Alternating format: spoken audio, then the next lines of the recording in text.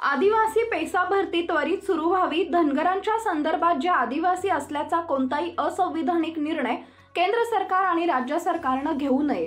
धनगर समाजाला आरक्षण द्यायचं असेल तर द्या, परंतु आदिवासी समाजामध्ये आरक्षण देऊ नये।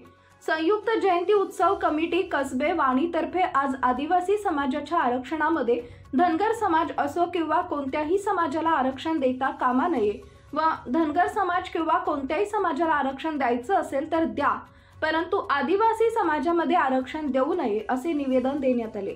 संयुक्त जयंती उत्सव कमिटी यांच्या मार्फत माननीय नामदार एकनाथजी शिंदे मुख्यमंत्री महाराष्ट्र राज्य यांच्या सेवेसी कसबे वनी पोलीस स्टेशन यांना हे निवेदन देण्यात आले।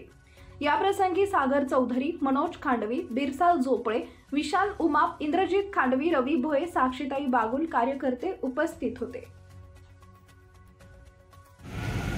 आज वनी पोलीस स्टेशनला संयुक्त जयंती उत्सव कमिटीच्या वतीने आदिवासी पेसा भरती त्वरित सुरू व्हावी आणि धनगरांच्या संदर्भात ते आदिवासी असल्याचा कोणताही असंविधानिक निर्णय शासनाने घेऊ नये असं आपण निवेदन देण्यात आलं आहे। जर का या प्रशासनाने याच्यावर धनगरांना जर का आमच्यामध्ये आरक्षण दिलं तर आता नुसतं आम्ही शांत बसणार नाही, ते जे रोड आहे ते खणून टाकू आणि सगळ्यात मोठं आंदोलन या भारतामध्ये छेडण्यात येईल असा आम्ही या सरकारला इशारा देतो।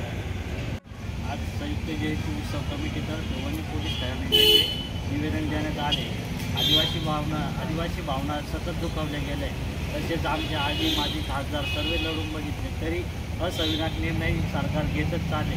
तसेच पाठपुरावा करून दोनदा हायकोर्टाने आमच्या बाजूने निकाल दिला, तरी धनगर समाज नेहमी आमच्याबद्दल रोड आणि निर्माण करून सरकारला मागण्या मान्य करण्यासाठी पूल निर्माण करत आहे। तरी सरकारने असा कोणताही असंविधानिक निर्णय घेऊ नये। घेतल्यास आदिवासी समाज हा मोठ्या प्रमाणात दखल घेईल।